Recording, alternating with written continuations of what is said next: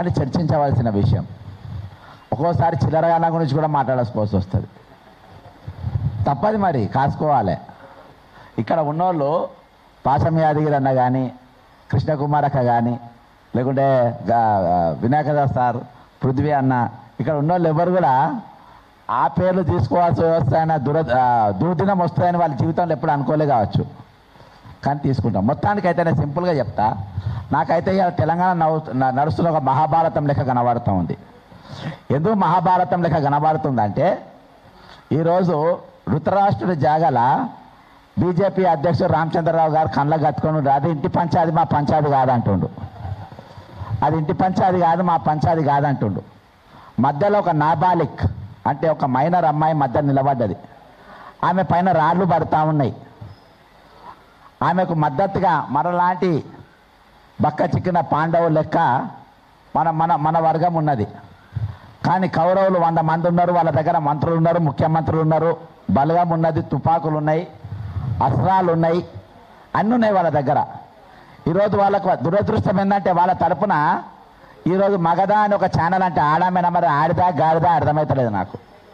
ఎంత పచ్చిగా మాట్లాడుతుందంటే అమ్మాయి గురించి అంత పచ్చిగా మాట్లాడుతుంది. రాములమ్మ అంటే నాకు కొంచెం అభిమానం ఉండే, ఆమె అదే భాష. ఇక తక్కిన మీడియా ప్రతినిధులు తప్పించకపోతున్నారు. మహిళల గురించి భారత్ మాతాకి జై అంటాం, భారత్ మాతాకి జై అంటాం. భారత్ మాత జై అని అనుమని బీజేపీ మేడ మీద కత్తి పెట్టి మళ్ళీ అనిపిస్తారు, అయినా కానీ అన్నాం. కానీ భారత్ మాతాకి జై అనిపించి అదే భరతమాత బిడ్డను బలాత్కారం చేస్తూ ఉంటారు. మళ్ళీ దానికి చప్పట్లు ఒక సైడ్ పట్టుకోవాలి, చప్పట్లు మళ్ళీ వీళ్ళే కొడతారు. ఎవరు? బీజేపీ వాళ్ళు. వా వా వా అని వా భగీరథ్ వా వా వా ఏం చేస్తున్నారు వీళ్ళే చప్పట్లు కొడతారు. వీళ్ళంతా ప్రేక్షకులు అంటారు. ఇక ఇంకో దిక్కు ఈ మహాభారతంలో కౌరవుల దిక్కు ఇంకోడు ఉన్నాడు. ఎవరంటే మహేష్ కుమార్ గౌడ్. ఆయన ఏమన్నానంటే, మంత్రి ఇట్లా మాట్లాడిండు, మంత్రి ఆయన సొంతము, ఆయన మాకు సంబంధం లేదంటాడు. అంటే ధృతరాష్ట్రుడు ఏం మాట్లాడిండో ఈయన కూడా అదే మాట్లాడతాడు. మరి ఇలా మరి మంత్రి పొన్నం ప్రభాకర్ ఏమంటాడు, ఇద్దరు మున్నూరు కాపోళ్ళే, ఇద్దరు కులపోళ్ళే, మాట్లాడుకోవచ్చు, కూర్చోవచ్చు, మంచిగా చేసుకోవచ్చు.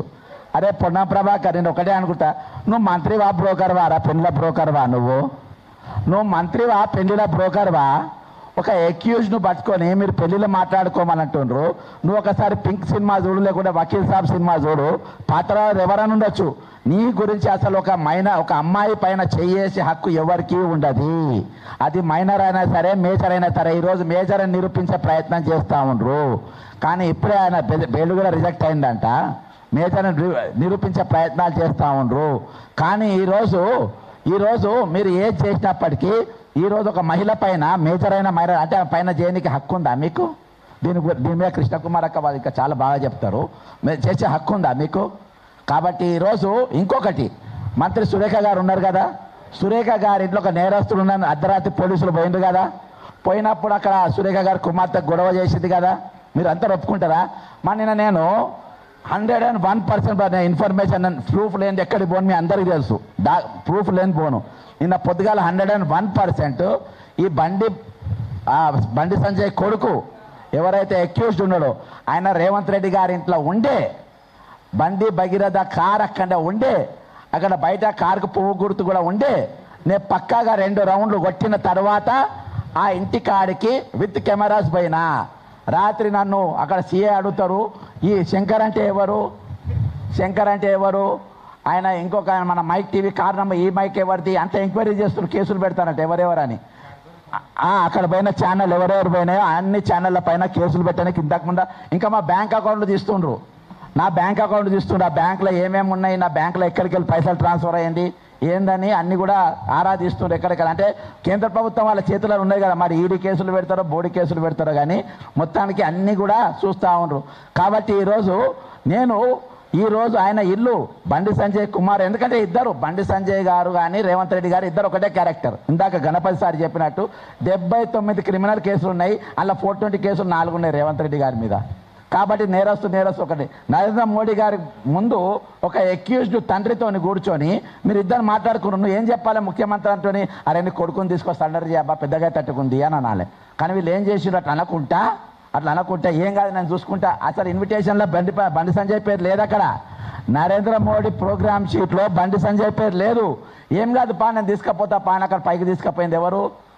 రేవంత్ రెడ్డి గారు తీసుకుపోయింది. నేను చూసుకుంటా అని చూసుకుంటున్నారు. ఇంకొకటి, ఇవాళ నేను బీఆర్ఎస్ పార్టీని ఒక స్ట్రేట్ క్వశ్చన్ అడుగుతున్నా. ఈరోజు ప్రధాన ప్రతిపక్ష పార్టీ మీ పాత్ర ఏంది?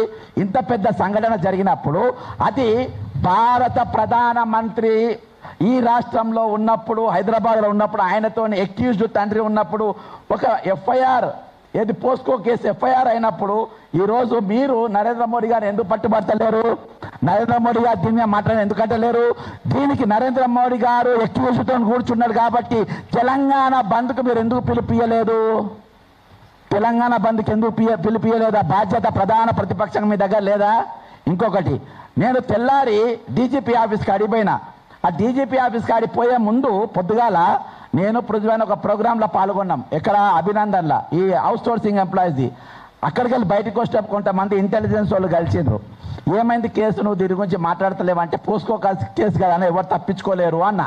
అంటే ఆయన అన్నాడు, 2 బుడ్డ సెక్షన్లు పెట్టినరు, స్టేషన్ బెయిల్ దొరికిపోతుంది అన్నారు. అరే అట్లెట్లా అవుతుంది అంట అన్న, మరి మీరు ఎవరు మాట్లాడతలేరు కదా అన్నారు. అప్పటికప్పుడు నేను ఒక డాక్యుమెంట్ తయారు చేసుకొని డీజీపీ ఆఫీస్ ముందు పోయి కూర్చున్న తర్వాత, కవిత వేర్ ఆర్ యూ అన్న, తీర్మాన్ మల్లయ్య వేర్ ఆర్ యూ అన్న, కోదండరామ్ వేర్ ఆర్ యూ అన్న, మీరు ఎక్కడ కనబడతలేరు అన్న తర్వాత కవిత నేను వచ్చింది. ఆ చిన్నపిల్లగాడు అసలు మాట్లాడద్దని చిలుక పలుకు పలికిపోయింది. అంటే ఇదంతా ఏంటంటే ఒక దండుపాలెం గ్యాంగ్ అన్నట్టు తెలంగాణలో. ఈ దండుపాలెం గ్యాంగ్ అంతా కలిసి, ఈ సిండికేట్ అంతా కలిసి వీళ్ళు శాసిస్తూ ఉంటారు, ఎవరు ఏం చేయాలి, ఎవరు ఎట్లా చేయాలి, ఏం చేయాలి అని. కాబట్టి మనం అప్రమత్తంగా ఉండాల్సిన అవసరం ఉంది, కాసుకోవాల్సిన అవసరం ఉంది. 101% బండి సంజయ్తో మంత్రిగా ఉండడానికి వీల్లేదు. రేవంత్ రెడ్డి తక్షణము ముఖ్యమంత్రి పదవిని రాజీనామా చేయాలి. ఇప్పుడు మనల్ని తీసుకుపోమని చెప్పు. రేవంత్ రెడ్డి ఇంట్లోనే బండి సంజయ్ కొడుకున్నాడు, మళ్ళీ ఇక్కడ తీసుకుపోమను. రేవంత్ రెడ్డి ఇంట్లో బండి సంజయ్ ఉన్నాడు. ఇక్కడ అందరూ కూడా రేవంత్ రెడ్డి దోస్తులే, పాచం వ్యాధులు అన్న దోస్తే, పృథ్వీ అన్న దోస్తే. మేమైతే రాము, కానీ ఈ పెద్ద మనుషులు అంతా నీ దోస్తులే, మీ ఇంట్లో కూర్చొని నీతో అన్నం తిన్నోళ్ళే కాబట్టి వాళ్ళని తీసుకపో. రూమ్ చూపి, కెమెరాలు పెట్టు, లేడని చెప్పి చూపి, మరి ఎక్కడ ఉన్నాడో ఇక పోలీసు వాళ్ళే పట్టుకుంటారు. ఇలా పోలీసు వాళ్ళకి ఎక్కడ దొరుకుతలేరు. నేపాల్ వాళ్ళు ఐపీఎస్ ఆఫీసర్ భార్యను బట్టి చంపి పోయి పూణేలో ఉంటే వాళ్ళని పట్టుకొచ్చిండ్రంట. కానీ 360 degrees రేడియస్లో ఉన్న ఈ బండి సంజయ్ కొడుకు మాత్రం దొరుకుతలేడంట. మరి మీ ఇంట్లో ఉన్నప్పుడు ఏదో దొరుకుతారు, అక్కడ తప్ప అంతా తేలివాడుతున్నారు. కాబట్టి కరీంనగర్ దొంగలు కూడా దొరికిండ్రు. మరి ఇప్పుడు ఈ దొంగ దొరుకుతలేడంటే మీరు అక్కడ పెట్టాలని చెప్పి అక్కడనే తెలివాడాలి. రేవంత్ రెడ్డి గారు ఇంట్లోనే ఉన్నాడు. ఇవాళ ఇంకొకటి, బీజేపీ కాంగ్రెస్ పాముంగీస జాతీయ స్థాయిలో. మరి జాతీయ కాంగ్రెస్లో ఎందుకు మాట్లాడతలేరు? మీనాక్షి నటరాజన్ గారు ఒక మహిళ గారు, ఆమె ఎందుకు మాట్లాడతలేదు? ఆమె ఎందుకు ప్రెస్ మీట్ పెడతలేరు? ప్రియాంక గాంధీ గారు ఉన్నావు సంఘటన మీద, మరి తెలంగాణ మీద ఇంత పెద్ద సంఘటన జరుగుతా ప్రియాంక గాంధీ గారు ఇక్కడ రావాలి కదా. అంటే ఇక్కడ ఏమన్నా మీరు కాంగ్రెస్ పార్టీని, బీజేపీకి ఏమన్నా మీరు అదేమో అంటారు కదా దాన్ని, లేదు అది కాదు, ఇంకోటి ఇస్తారు, ఇట్లా వాళ్ళు ఇస్తారు కదా, లీజ్కి ఇస్తారు కదా, ఫ్రాంచైజ్. బీజేపీకి ఫ్రాంచైజ్ ఇచ్చిండ్రు రాయండి, అదే అనుమానం వస్తుంది. మొత్తం బీజేపీకి ఫ్రాంచైజ్ ఇచ్చినట్టుగా కనబడుతుంది. ఎందుకంటే ఇక్కడ బాయ్ లెక్క పనిచేస్తుండ్రు. ఏది ఏమైనప్పటికీ పృథ్వీ అన్న బ్రహ్మాండమైన కార్యక్రమం తీసుకుంటూ వాళ్ళ డిమాండ్స్కి అన్నిటి కూడా నేను కూడా ఏకీభవిస్తున్నా. ఈ ఉద్యమం జరగాల్సిన అవసరం ఉంది. ఇంకొక మహిళ అనుకుంటున్నా, మా పాప చాలా వీరవనిత, అన్న చాకలి ఐలమ్మ. ఎందుకు వీరవనిత? అటువంటి అమ్మాయిలు దాదాపు 10-15 మంది ఉన్నారు. ఈ ఒక్క అమ్మాయి కాదు, 10-15 మంది ఉన్నారు. అది జేవటి యూనివర్సిటీకి వెళ్ళి పూరగాన్ని తీసి బయటపడేసిండ్రు. ఇంకోటి, పూరగాడు అన్ని అలవాట్లు ఉన్నాయి. ఈరోజు ఆ పిల్లగాని జీవితంలో విలన్లు ఆ అమ్మాయో నువ్వు నేను మనం కాదు, వాళ్ళ అయ్యనే బండి సంజయ్ విలన్. ఈరోజు భగవంతుడు పిల్లల్ని దేవుడు నమ్మిస్తాడు. దేవుడు నమ్మి, అరే బాబు నువ్వు నా పిల్లల్ని జాగ్రత్త పెంచని మన పిల్లల్ని ఇస్తాడు. అసొంటి వాళ్ళని డ్రగ్ ఎడిక్ట్గా, వ్యభిచారులుగా, మంది పిల్లల్ని పాడు చేయమని పంపితే అది ఎంతవరకు కరెక్ట్? దేశం కోసం, ధర్మం కోసం అని చెప్పి మరి నాయకులు ఈరోజు ఆలోచించాలి. ఈరోజు మీరు మాట్లాడాలి ఈరోజు. కాబట్టి ఈరోజు ఆ డిమాండ్స్ అన్నీ కూడా ఏవి పెట్టినా కానీ అందరూ కూడా ఏకీభవించాలి. ఉద్యమం మాత్రం చాలా పెద్ద ఎందుకు జరగాలి. అన్నిటికంటే ఎక్కువ అంటే ఈరోజు తెలంగాణ బంధు అనేది ఖచ్చితంగా ఈ సంఘం ద్వారా మనం ఇక్కడికి ఒక పిలుపు ఖచ్చితంగా ఇవ్వాల్సిన అవసరం ఉంది. ఆ అమ్మాయితో మనం మద్దతుగా నిలబడాల్సిన అవసరం ఉంది. ఆ కుటుంబంతో మద్దతుగా మనం ఉండాల్సిన అవసరం ఉంది. ఎవరెవరైతే క్యారెక్టర్ అసాసినేషన్ చేసిండ్రో వాళ్ళని చెప్పుతో కొట్టా ఏం తప్పు ఉండదు. నేను కూడా వాళ్ళతో వస్తా. జై తెలంగాణ, అమరవీరులకు జోహార్లు. అన్న థ్యాంక్స్ అన్న. ఒక మంచి జనానికి ఏదైనా